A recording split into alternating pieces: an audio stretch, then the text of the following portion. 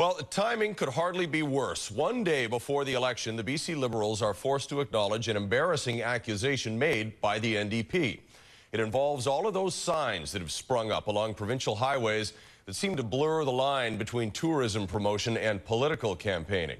According to the NDP, not only are those signs built with American lumber, but the company that supplied the wood is actively opposed to BC lumber exports. With BC lumber mills shutting down all too frequently and tens of thousands of workers unemployed, the Premier has been speaking loudly to anyone who will listen that his government is there for BC's beleaguered softwood industry. I've been saying this for some time, but I'll say it again. Wood is good.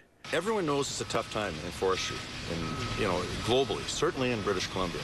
Prior to the election campaign, you could see large wood signposts popping up along the many transportation projects in the works. Each one of these beams costing about $500. Between Langley and Burnaby, we counted more than 10 of these signs, and that's just in one direction. Now we learn that the lumber used isn't from BC at all.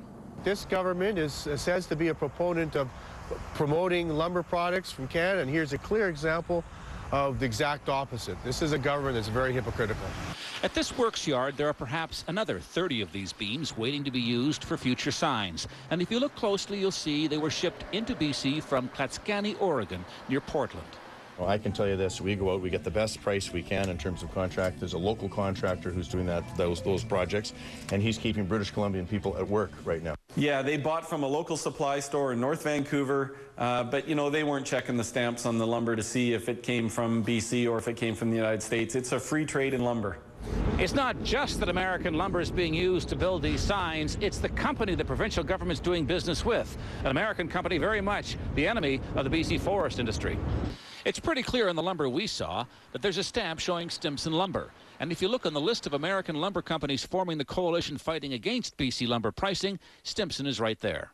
They're very protective in their own industry, and they are fighting against our industry, and this government is promoting buying from this company itself.